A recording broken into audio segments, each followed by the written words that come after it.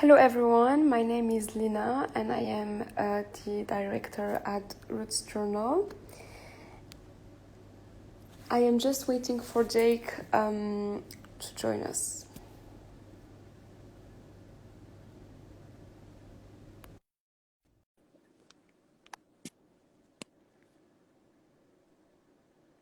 Hello. Hello, Lina. How are you doing? I'm good, thanks, Andrew. Good. I'm okay, thank you. The weather has got so much better here today. It's been so awful and miserable for the last week, so my mood. Actually getting better. Hello everyone. So today we're going to talk about food and culture.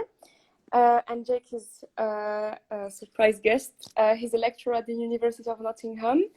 And Jake, would you like to introduce yourself and what you're working on? Sure. Hello, everybody. I'm Jake Sallaway-Costello. I'm an assistant professor of public health nutrition at the University of Nottingham. I'm a psychologist by background, and I specialise in the social and behavioural science underpinning dietary behaviour and nutrition. So I guess my whole job in a nutshell is to understand why people, communities, cultures and societies eat what they do. If we can understand, perhaps we can encourage people and communities to eat something a bit healthier or empower people to eat something that's a little bit better for them.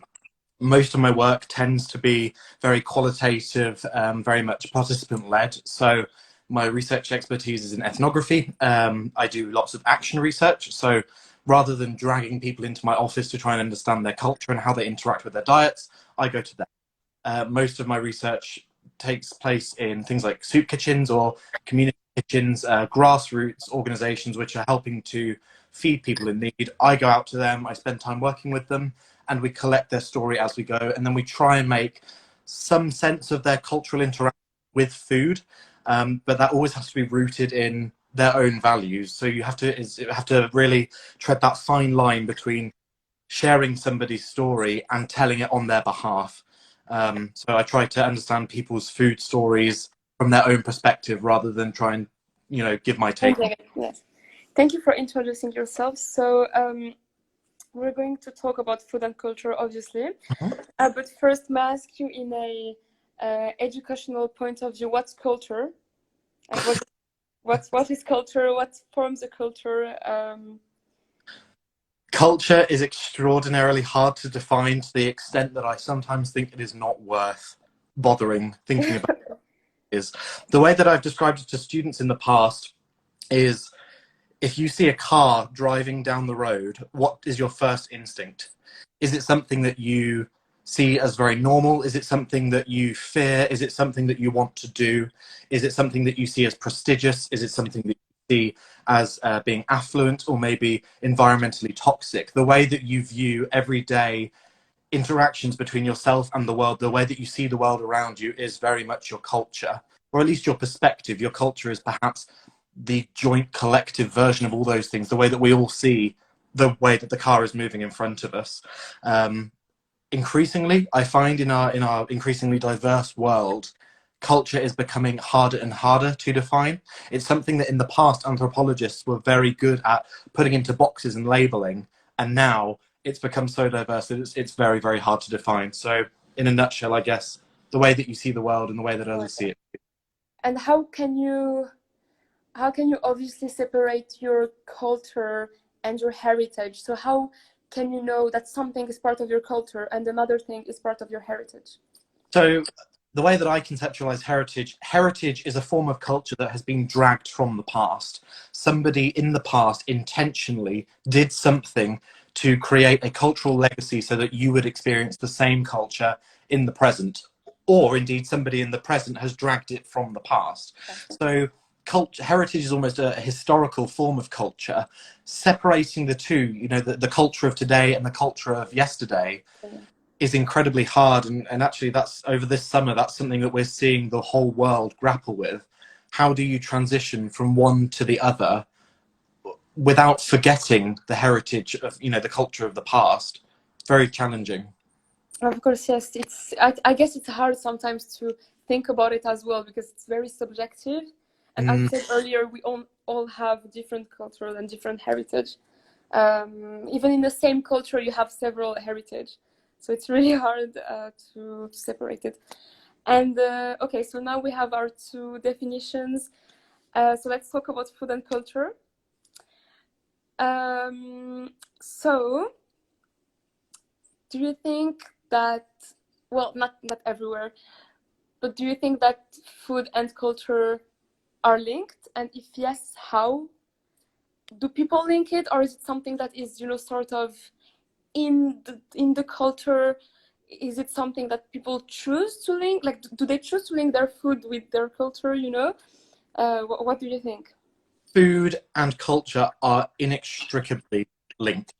Again, if I go back to that example of the perception, if I ask you to think of food, generally every person comes up with a different image of what food is. Maybe it's a particular piece of food or an ingredient or a meal or an experience. Food is inherently social and social is inherently cultural. So there is an explicit link between food and culture. I guess my whole life is about trying to understand the relationship between the two and how we can harness that for public health, how we can try and make the most out of healthy diets by understanding the cultural underpinnings of the diet. But no, they're not just related. They are the same, but not the same thing. They're one. They cause each other. Food is the result of culture, and culture is the result of food. Of course, yes. And well, obviously, I know that several like different cultures have different link then to food and vice versa. And our Roots Journal, we are trying to talk about heritage culture, and we are trying to bring up things that people don't want to talk about. And for example, last time during my live with another girl, her name is Yara. She was talking about when she was a kid, she was going to school, and she was eating Lebanese food. Yep. And people were laughing, and they were like, "Oh, it smells weird. Like your food smells weird." And obviously, I guess sometimes it's complicated to explain to people, why this food is important, why it has a sort of symbol to you. Yeah. And I don't know how it can change. That's why obviously we're talking about it. I mean, the way that I think about the heritage of food, obviously, my specialist research area is understanding the cultural relation or cultural functions of meat consumption in the Western pattern diet. And when I tell people about this, I'm a psychologist of meat. I try to understand why people eat meat. People always tell me, I ate meat when I was a child. It didn't do me any harm. We ate meat all the time. It was normal. I think the heritage aspect there is trying to drag this dysfunctional, unsustainable food from the past into the present, trying to maintain that cultural normalcy. Nowadays, we understand that meat is, it's perfectly okay to eat meat, but in Yes. moderation. And you understand this as a nutritionist, right? So you can eat meat, you just can't eat vast quantities of it like people in the past. For me, it's trying to separate that cultural thing of understanding how we interact with meat in the present, but also trying to separate the heritage of meat from the past. So people transitioning from one to the other. Yeah. And actually, I think that that's something that people find really hard, leaving behind old cultures and developing healthy new ones. Yes. Is an incredible challenge, and it's something that we're trying to get our heads around, and we're struggling. It's really hard. Like I can't really imagine telling my grandparents, "Oh, I don't want to eat meat." They would be so confused. They will ask me why, and is it like a trend? And I know it's the same for so many of my friends who are from Spain, from Italy as well. So sometimes we think that cultures, are really different, but actually some of us are really similar as well. I agree, and that intergenerational thing that separates food cultures, that is a tricky one. I actually just, when I went to see my grandparents last month, I've been vegan since childhood, so I've been vegan a very long time, and they've always respected it, but they didn't really get it. And yes, of course. When I saw them recently, they were really proud to tell me that they've started eating far less meat and they've started eating lots of vegetarian diets. And they were telling me all about these new recipes that they were trying and how excited they were.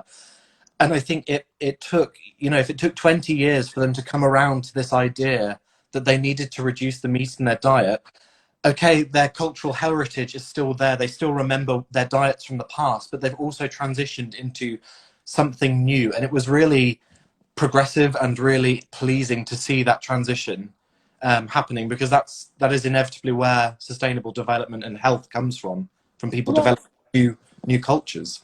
and they kind of, opened their minds, and they took they took the opinion of this generation, so basically our generation, and they came and they talked to you. So for them, it was something big, but for us it's kind of normal to not eat meat. Exactly. um, How that actually relates to the whole food system. Change for you and me is yes, easy, right? We find out that a particular food is produced in a really unethical, socially unjust way. You and I can just stop eating it. We won't think again about it, and we change our behavior to match our beliefs. Older generations need a bit more time.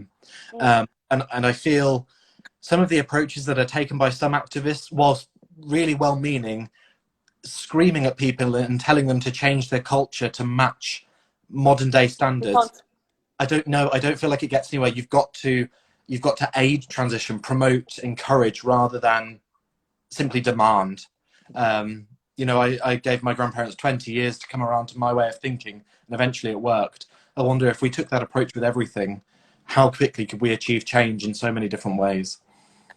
And you can't, I mean, no one is allowed to tell someone to stop doing something, and we're Yeah. not allowed to change someone's culture. uh, it could be on anything, not just on food. But I'm just saying, I don't think it's not fair to tell someone, oh, you shouldn't do that, you should stop doing that, you should start doing that. We're not all the same. Cultural change comes from people making sense and meaning of the culture and the society around them. And you can't achieve that simply by forcing it. People have to take time for it to become comprehensible in order to achieve that transition towards some sort of fairer, more just culture. And do you think, because obviously there is food and culture, but there is food and identity. Mm. Uh, so yourself, your body, and how how what you eat has an impact on your personality. Well, not really on your personality, but basically, if you tell someone I'm vegan or I'm vegetarian, they suddenly assume that you are eco-friendly and a sort of thing. So do you think that? Well, do you think that people kind of associate a certain diet to certain personalities? Like, is there a link between identity and food as well? Oh, definitely. I am actually of the opinion that a lot of the time that identity is quite harmful sometimes. I'm trying to think in terms of, so I'm vegan, and I know lots of other vegans, and I think, veganism to me is not an integral part of who I am. It's what I put on my plate. It's the way that I feel about food, but it's not the way that I sell myself publicly. And it was thought for a very long time that this burgeoning identity around the vegan community, vegan culture, that was actually helpful towards getting people to become vegan. It's Yeah, only really the last 5 or so years that the research has started to show us that's not the case. It that's not actually puts okay. a lot of people off changing their diet better if they feel like they have to create this new identity around what they eat. Um, so I guess there is a really strong connection between identity and food. I'm not always sure it is as positive or as useful as we like to think that it is. Okay, and do you think, I mean, not, well, not now, definitely not now, but do you think people will start noticing that food is more than food? It has a cultural aspect, it has a sort of, for some people, it reminds them of their families. How do you think it's going to change? Oh, 1 second. Zineb I, has asked, how long have you been vegan, Jake? I've been vegan since I was 13, so 13 years. I'm 26 now. A long time. I always say that I was vegan before it was cool. Um, Still true to some extent. I It's a mean, trend now. you ask about sorry, About the what? symbol of food. Like, do you think people, I mean, sorry, I will re-ask. How do you think people will maybe start noticing that food is more than food? How can we explain to them that it has a cultural value, and, you know, especially for people, for example, from the MENA region, Yeah. food is really important. And how can we explain to people who are from, I don't know, for example, Scandinavian countries and don't care about food? How can we explain to them? How can it change? Well, I mean, let's think about what's happening in the world right now or over the last 6 months, because this is Exactly. a time of unbelievable change in human behavior. From a psychological perspective, the pandemic is utterly fascinating. And there's a small group of us who are trying to study it as it's happening in the world. Think about those early days, the late March, when the pandemic first happened and we all went into lockdown, and people were pouring into supermarkets, scraping the shelves, getting all of the food that they could. They weren't doing their normal food shop. The meaning of food had radically changed for some people in a matter of minutes. Suddenly, they were no longer focused solely on what food tasted like. They had come to this realization that actually you need food to survive. And if the whole food system collapsed tomorrow, how much food have you got in your fridge to keep you going for the next couple of days? I think the way that we feel about food and the relationship between food and society has almost been proven by the pandemic. And what I would encourage people to do, and I've done it myself, I'm not a hypocrite about this, spend some time, even if it's writing or thinking or talking aloud, think about what you've done with food over the last 6 months. I have a box in that cupboard with my stockpile. So I didn't want to be one of those people that went to the store and bought loads of food, but over the coming weeks, I bought maybe a little bit more each time and built up the stockpile in case there's a second spike of the virus or whatever. I went through this, all the food that's in that box, and it's enough calories to keep me going for about 3 weeks. I wrote all these things down in a list, and then you look at the list, and you think, if I genuinely could not access any more food for 3 weeks, how is that food going to keep me going? Yeah, okay, there's enough calories in there to keep me sustained, to keep me healthy, to keep me alive. How is this food going to keep me happy? Is it going to keep me energetic? Why did I buy it? Why is this my go-to survivorship food? I would encourage people just to have a couple of minutes of reflection over the next, couple of weeks to think about how the pandemic has changed their relationship with food, because that is going to tell us so much about how the food system changes and survives in the post-pandemic era. And this switch from I'm going to buy the food I like vs I'm going to start to buy food to survive. What is it in terms of sociological theory kind of? Is it a change of food identity, or is it just because they're scared? Like how has their identity or culture been impacted somehow because they had to eat food they didn't want to? So I work in my research called the Anthropocene, which we use this word to describe a world in which humans have screwed up the world so much that it is almost irreparable. So we've destroyed our ecosystem, we've destroyed our food system, we've blighted the land, we've made populations unsustainable. The Anthropocene, a time when humans have pushed the world too far. And we sociologists, we social scientists, we understood that was the case anyway.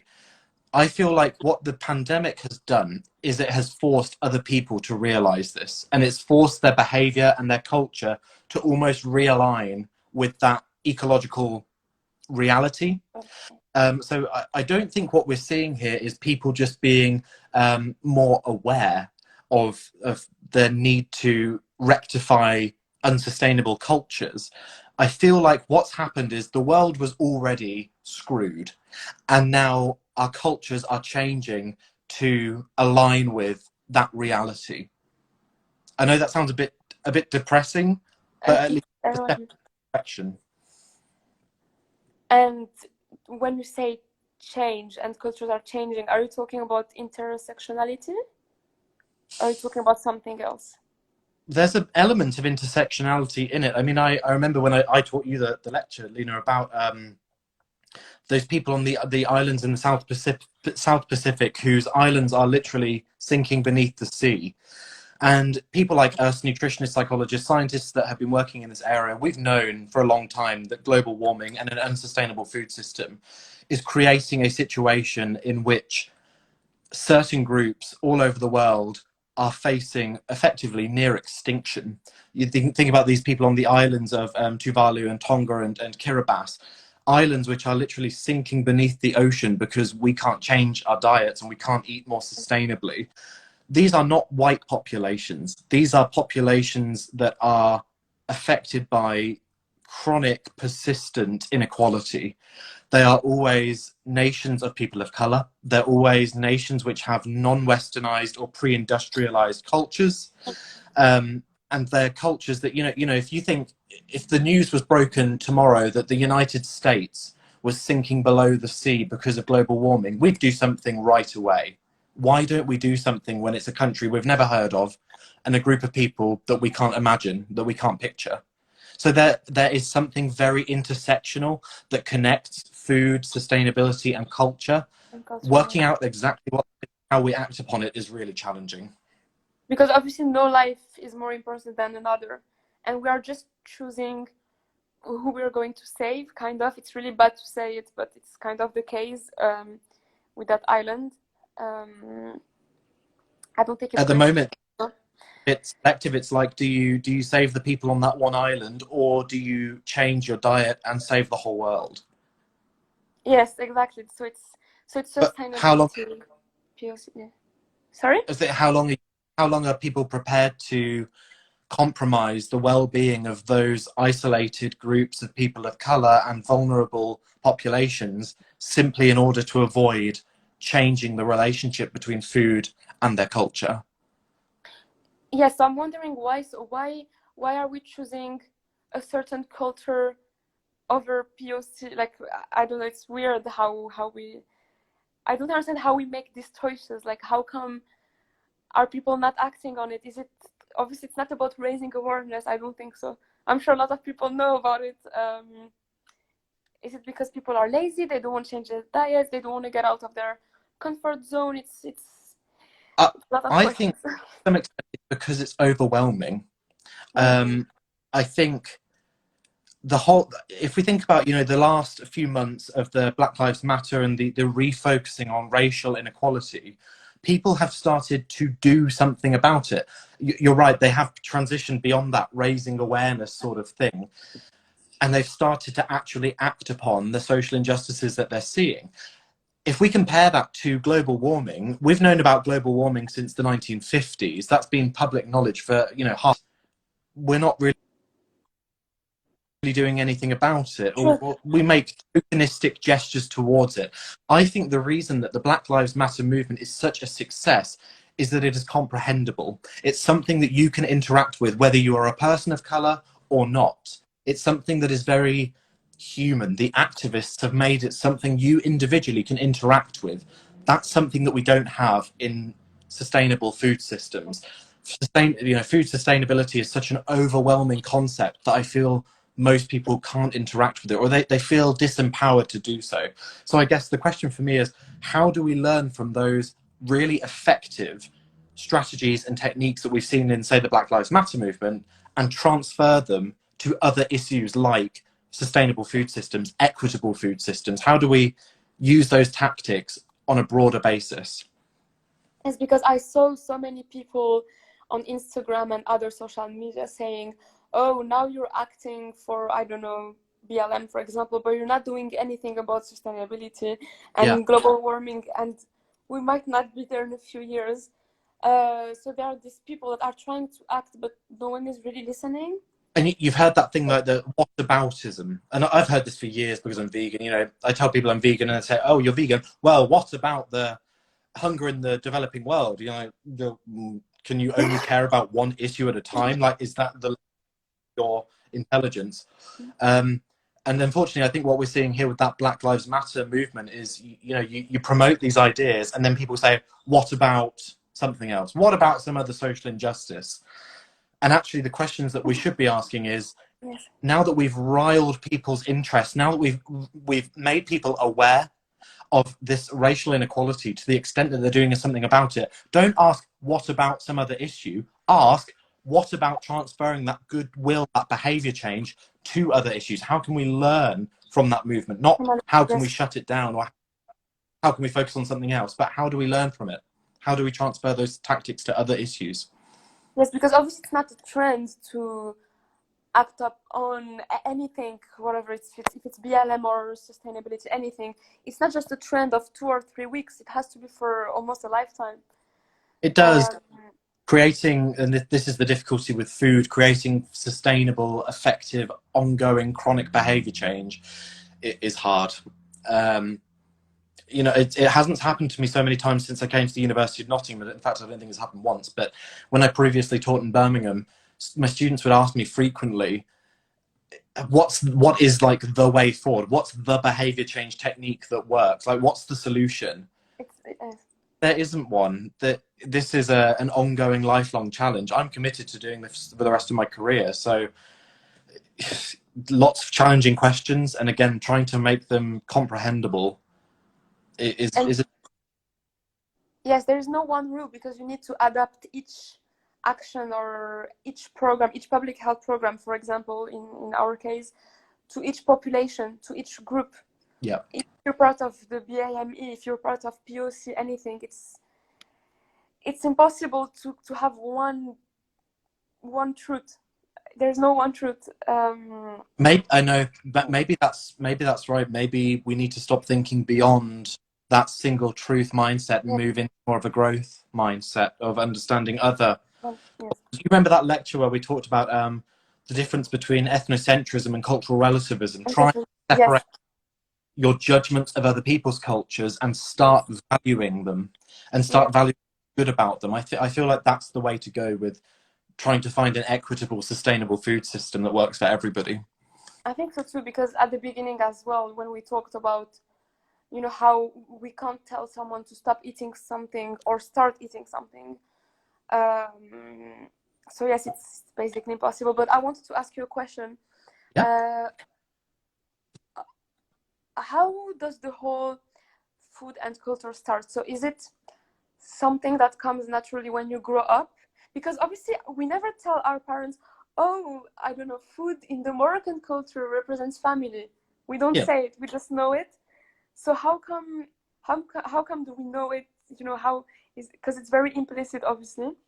How you mean? How does food develop meaning, even though no one actually tells you what the meanings are? Yes, exactly. How do we know what it means for a certain culture? It's very implicit at the end of the day. It is implicit, but again, it's everything that's going on around you, and I feel like this is where we stumble so often with trying to make change, whether it's a change in your diet, your behavior, your culture. We assume that if we simply tell people to change, then they will, and it doesn't happen. The meanings of food are far more complicated. You didn't need anybody to tell you that that McDonald's is bad, that it's unhealthy for Yes, you. of course.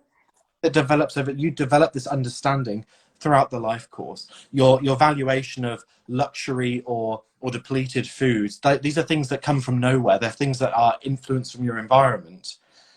That's why I would imagine, really, my perspective on trying to make those things healthy. Do you remember we talked about the Ottawa Charter of Health Promotion? Yes, yes, One strand of it is creating supportive environments. A large part of that is the understanding that no one is ever telling you what is healthy and unhealthy, what it means to be good or bad, mhm, rich or poor. You develop these understandings simply from the influences in your environment. So rather than bombarding people with information and telling them what things mean, alter the culture around them so that it gives that meaning to them naturally. Change how naturally. something works to change what food means to people. Also, we had a question from Elida. She asked, what do you think of Boris's recent statements around dieting in the UK? You know, the whole obesity program? Is this the new government obesity strategy? Yes. It is one of the most disappointing, fucked up strategies of public health I've seen in a long time. I read through it. I read it with open eyes, and try to be very open-minded about the government. It's good that the government is starting to care about this issue. What Of I course. found not just bad but almost toxic is that this obesity strategy gets released only in a reactionary response to COVID-19. And the way that I see it is that this is not about trying to encourage healthy eating. It's not about trying to promote healthy diets. This is very much about trying to pin the COVID-19 pandemic, the associated socioeconomic effects, and the failing health system on fat people.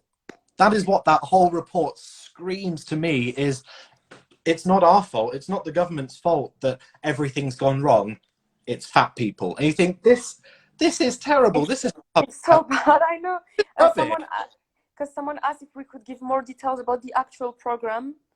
So the actual program, it's written in relatively plain English, largely because it was not written by scientists. It was written by a group of people that couldn't, fathom anything more.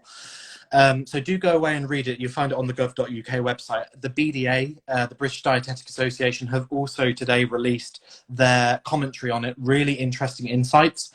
But in essence, it basically assumes that there is an inherent link between what you know, what you see, and what you do. So if you are presented with food advertising, you will eat that food. Therefore, you remove the food advertising and you stop eating food. Does it work? I am unconvinced.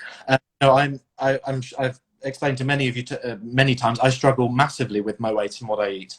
I don't even own a TV. So I don't see how that's going to prevent my overweightedness or obesity, removing junk food adverts. I don't even watch them. Yes, I was laughing when I read it. And the one about traffic light. How are you going to change the traffic light system? It's already perfect. Yes, and the calories on restaurant menus or something. How many times have you gone out for a fancy meal and genuinely sat there with your calculator and worked out your calories and your RDAs and your dietary that day? It doesn't happen. It's unrealistic. A colleague pointed out earlier today in really insightful comments that it does not seem, the strategy seems to just treat symptoms. It does not in any way address the underlying health inequalities which create unsustainable, unfair food systems. For example, when major fast food chains, McDonald's, KFC, Burger King, when they are selecting new locations, they don't just look at where's an available plot of land. They look at socioeconomic and demographic data. They look at where do you find groups of people of color, ethnic minorities, because they know that those people are more likely to not to eat that particular food. But they are more likely to struggle, and they are more likely to go to those locations to get food. They intentionally target racial inequalities, and you think why this strategy basically tells people to stop being fat. It does not in any way address the underlying causes of that condition. And just to point out again what you said about POC, Elida said, there is economic reasons for obesity. Fast food is largely more affordable than salads and fruit and healthy foods. It's very much a privilege to afford to eat healthy. Yes, definitely. We have done it in class as well. There are several factors. There is like sex, age, economic status, ethnicity, obviously, because some ethnicities are more likely to gain weight. Sorry. Someone asked, is boring going on this diet as well?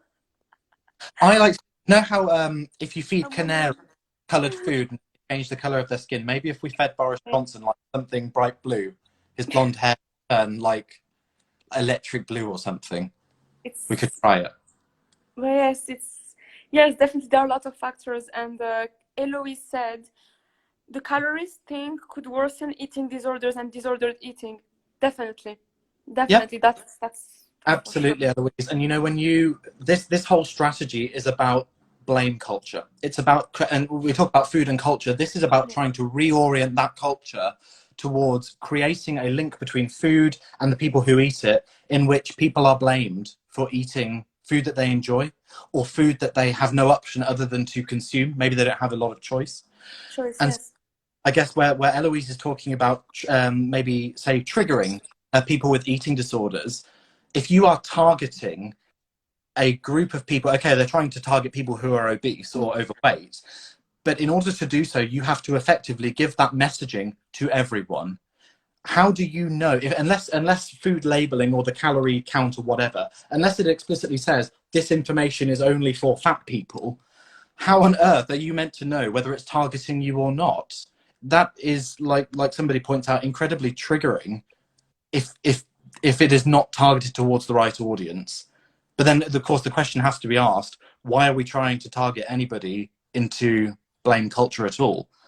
That is not what creating healthy food is about at all. Yes, we are creating a whole, I mean, they are creating a whole unhealthy image towards a certain group of people, and we're kind of putting everyone in the same box. Yeah. People might be obese because of other reasons. They might have thyroid issues, they might have emotional issues. You cannot just tell them stop eating, eat like that, don't eat that. It's nonsense, really. I'm just so shocked about it. I really And didn't expect that that. hasn't read it, I would encourage them to go and read just bits of the report. But what you might notice is it does not mention the role of nutritionists, dietitians, psychologists, or health professionals of any kind at all.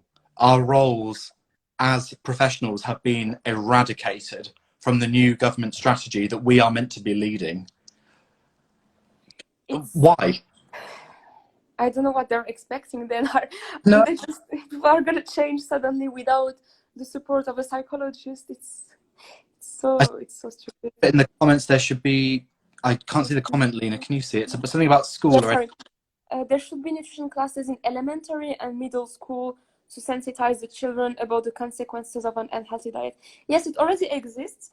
In Morocco as well, Danone is taking care of this project, but it's really, really hard. For example, the kid might eat healthy for a week, but then he just stops eating healthy because the parents are telling him, oh no, eat that. Oh no, maybe another time. It's really hard because yes, you have the education at home, obviously, but you have the school education, and both are really hard to, connect or disconnect.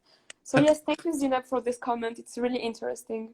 but they're both very much influential on your Yes. relationship with food and your culture. Think about so in the UK, our food technology, home economics classes back in the 1970s and 1980s, they used to Yes. teach children in public funded schools, state schools, about food and nutrition, what you should eat if you want to maintain a healthy diet.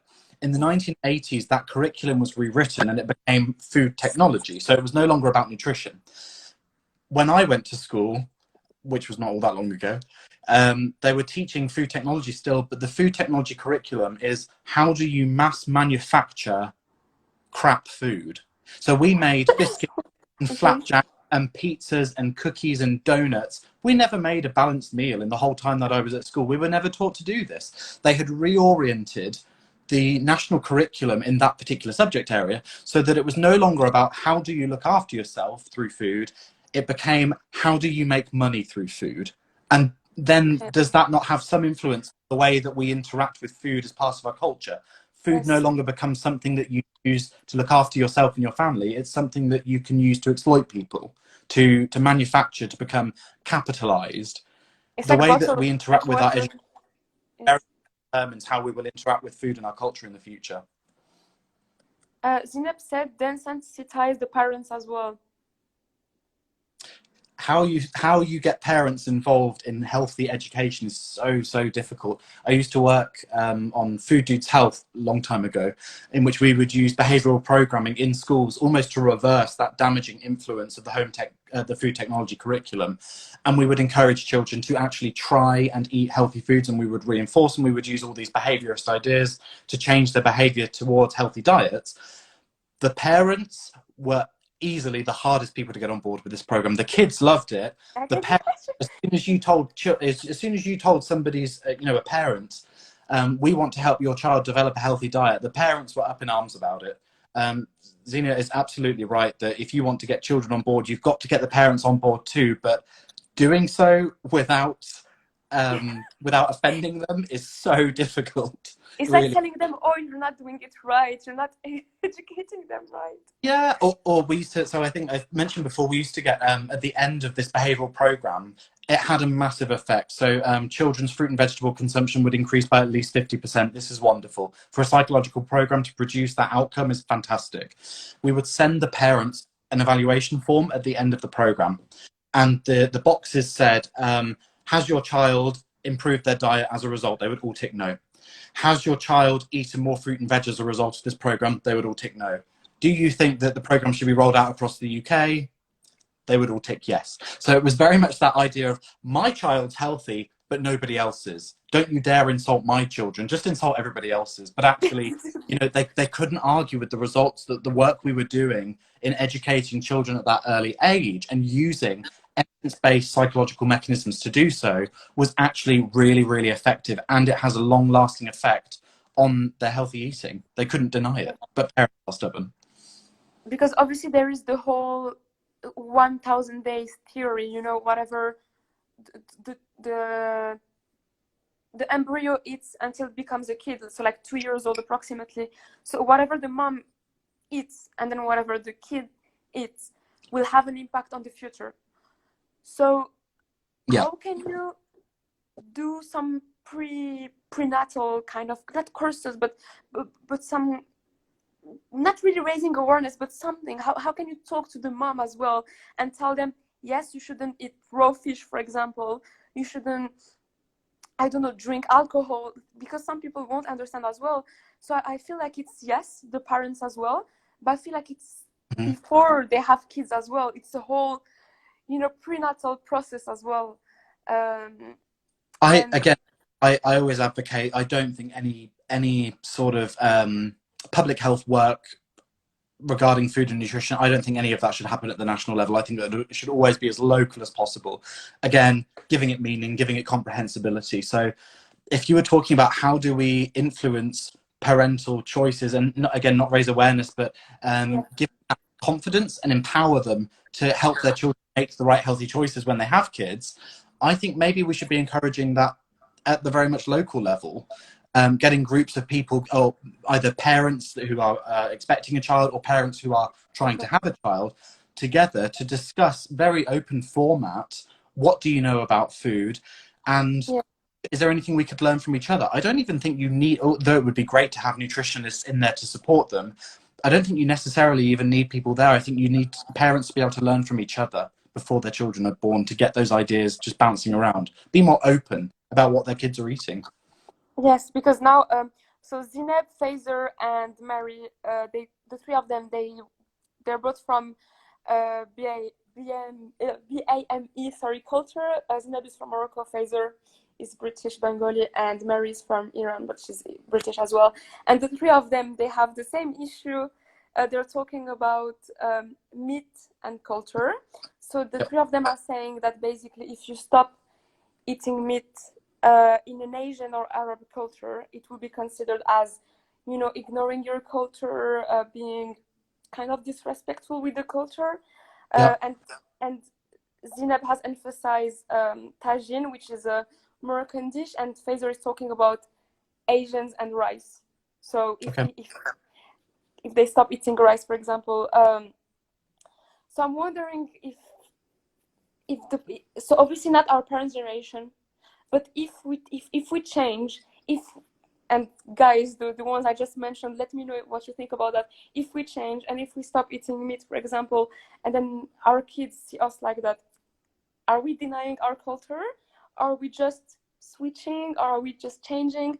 Because as you said, guys, if we stop eating meat, it will be like, well, not disrespecting the culture, but almost. So what do we do in that case if we want to stop eating meat?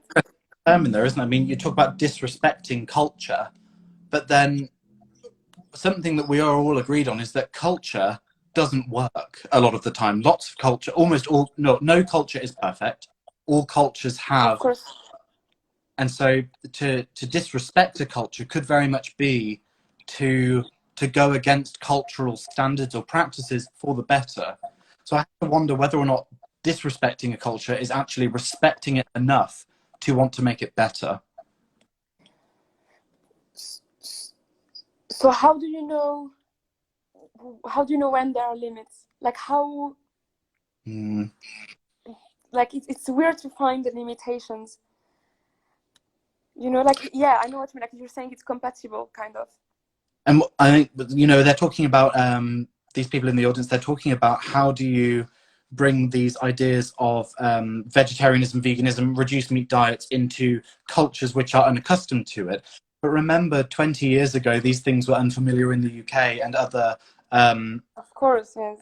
In the countries. Western culture as well, yes. Yeah, so It's not when I uncommon. was vegan 13 years ago, there were about 60,000 vegans. 13 years later, there are more than 600,000 of us. And that's changing across the world. So every time I go to a new country, I'm always looking for the latest vegan restaurant, and you can guarantee there'll be one somewhere. So I guess the message that I would want to give to these people is don't lose hope. Your food culture, wherever it is that you live, can and is changing. You just have to keep pushing it.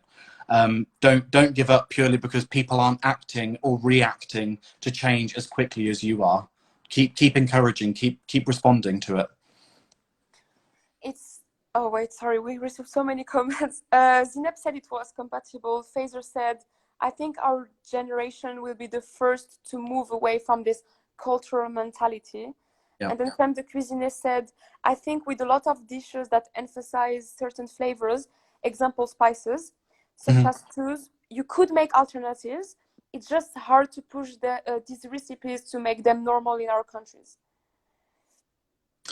It is, and some national cultures are more stubborn than others. You think about the difference, say, between the United Kingdom and the United States, two incredibly similar cultures, and yet in the UK something happens and we respond to it very, very quickly. In the United States, something happens and it sometimes takes them decades to come around to change. Think about the differences in say, racial inequalities in both countries. Some cultures are far more stubborn than others. Does that mean that stubborn cultures should give up? Absolutely not. No. It means their role as a change maker in achieving sustainable, healthy change is even more important than in those cultures that lend more easy to transition. Yeah, so it might be quicker for a few cultures, but maybe slower, but it's fine. At the end of the day, the goal has been met. Jad has pointed out something really interesting. Those people who live in those countries is don't force change, encourage it. Because I hate it's a phrase that I guess is not inherently vegan, but you catch more flies with honey than you do with vinegar. Find a way, Yes. make some interaction, some comprehensibility between your existing culture and the culture that you want to see. Try and connect the two. Try and radically change overnight. That I don't think that's ever achieved anything. You need to bring about cultural change incrementally, slowly, and support people even if they are not adapting to change as quickly as you are. Jad has pointed out something really interesting that you and I already talked about in the past. He said, I don't think that putting meat can be disrespectful in the culture in Morocco. Many people don't have enough money to put a piece of meat on the dish. That's why they use a lot of vegetables on the dishes. Jad, really good point. Jake and I talked about it in the past because there was this scientist that explained that rich cultures eat more meat than poor cultures, but usually it can be a choice as well. But for example, in countries like Morocco, people in the mountains, for example, they don't really eat meat. They mostly eat vegetables, and it's because of money, but also it's a whole kind of different culture in the same country. Like they're not used to it, basically. But yes, it's about money as well. Definitely, there is an economic status that has a really big role in meat consumption. Not in the Western world. I'm talking about Morocco, the MENA region. Yes, that's it. In Europe, not really, but yes, I was talking about the MENA region. In the MENA region, yes. Yeah. I think the same actually in the West as well. Meat is a capitalized commodity. It is something that has value because we assign it financial value. Meat is inherently, from a biological perspective and an agricultural perspective, meat is inherently inefficient. So there is a privilege in being able to eat it, because what you're basically saying is that you can throw away scarce resources in order to produce it. And maybe those cultures outside of the West, where they've long consolidated that inefficiency with the creation of a sustainable, healthy diet, maybe instead of questioning, maybe we should be following their lead, valuing those voices and understanding how it is that they've transitioned beyond that understanding that meat is for the rich. How have they consolidated their culture and their food, and the difference between the two? I think there's a lot we can learn from cultures like Morocco that have made that change already. Yes, and it's funny how it's switching now. So it used to be meat for the rich, Mm-hmm. and now people who are, I'm vulgarizing it a lot, who are more educated, they eat less meat because they know about the whole environmental and animal issues. So it's really funny how it's switching again on the other side. And I was talking about it with my parents, who are both quite young parents, but they were telling me about when they were students and it was very trendy to be vegetarian. It was more a trend, and people didn't really know why they were doing it. Especially, in like the late 70s, I would say, and the 80s, people were like, oh, I'm vegetarian, but it was just a trend. And there was a whole, kind of cliche outfit as well going with that. First time I ever gave a class as a university lecturer, it was about this kind of area. It was to do with well, I guess not so much to do with culture, but individual behavior change. And a student who was an international student, I'm not sure where she was from, I don't remember exactly, Sub-Saharan Africa, certainly. Okay. And she said, we were talking about encouraging meat-reduced diets, and she said, to the trendiness of it is inherently privileged. The fact that you can choose what to eat and you can choose to reject the norm and you can afford to do that, there is inherent privilege attached with it, which prevents a lot of people from achieving that change. So I'm seeing people in the comments, for example, talking about how meat consumption is previously historically linked with wealth, and now it's increasingly being linked with lack of affluence. Yes, exactly.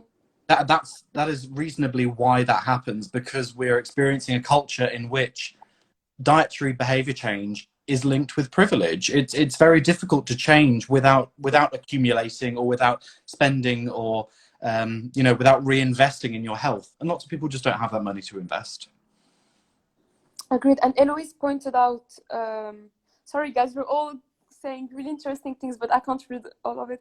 But Eloise said it's strange how in Western culture, people who don't have enough money go towards fast food, but in other countries, veggies become the alternative.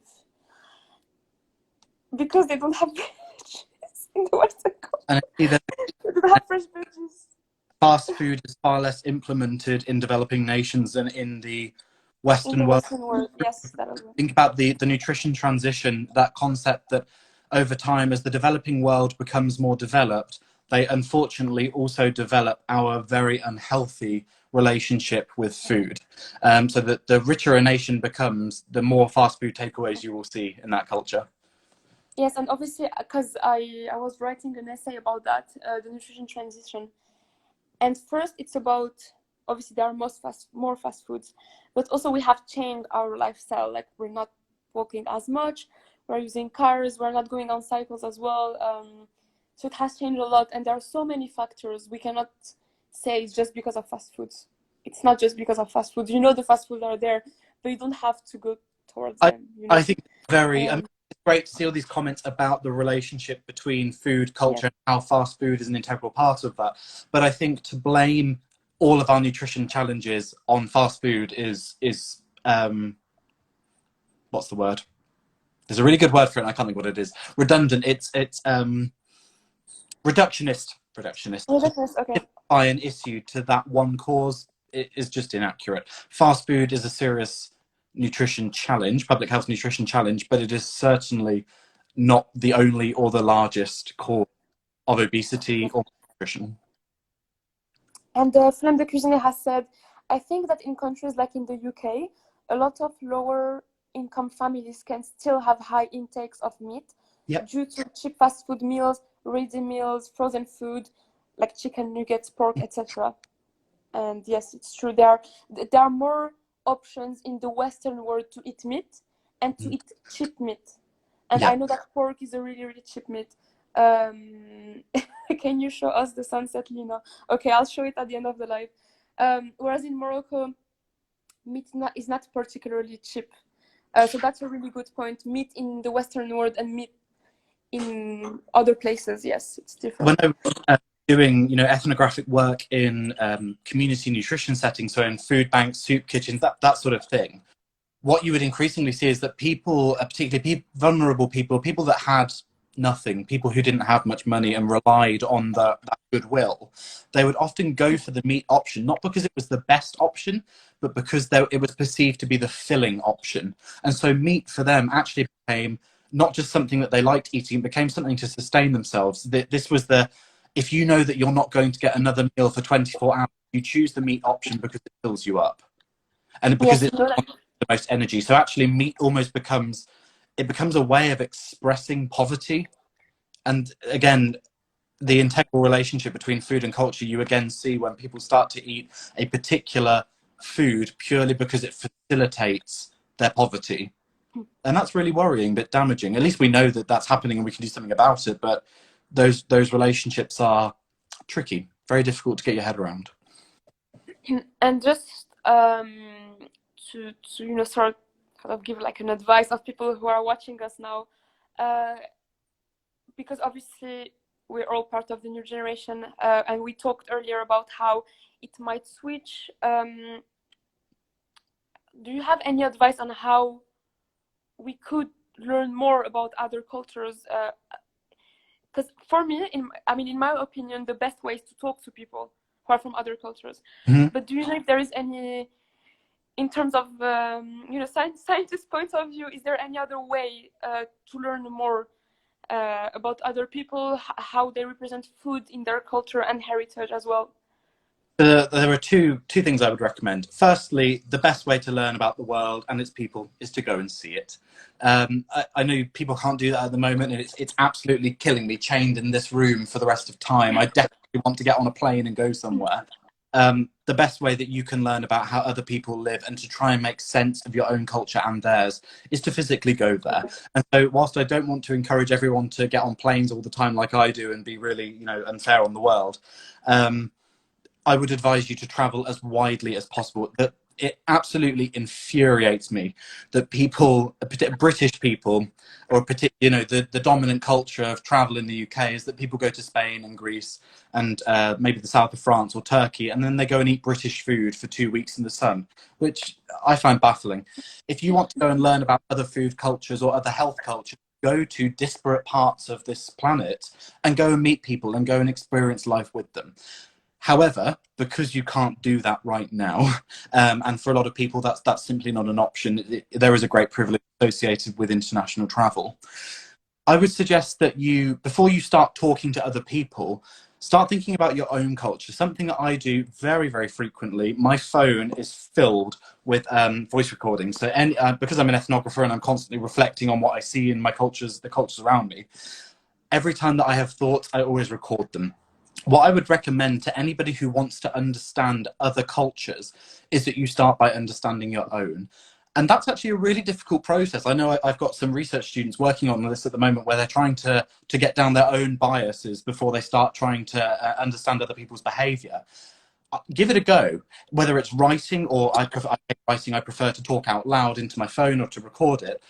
Start thinking about your own culture. Where do your own food habits come from? The things that you like and dislike, how you feel about food and your body and your relationship with the food system. Start talking them out into your phone or writing them down. Then go and share those reflections with other people. But I would really encourage, before people start talking about other people's cultures, try and make some sense of your own. That it's such an exercise, but so few people do it. Thank you, Jake. We only have 1 minute remaining. So I just wanted to thank you for coming to this live and talking to us about your work, but also about food and culture. And I hope everyone enjoyed it. It will be on the page as well if you want to rewatch it. Thank you for inviting me. Thank you so much. Enjoyed watching your Welcome. to be part of one. Thank you, Jake. Thank you. No worries. Have a good evening. I'll see you later. Goodbye. See you.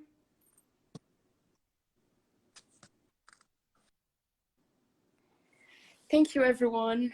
I'm just going to show you the sunset for the last seconds. Well, it's not really sunset, but thank you so much. I have a question for Jack. He left, sorry, but thank you so much. Bye, everyone.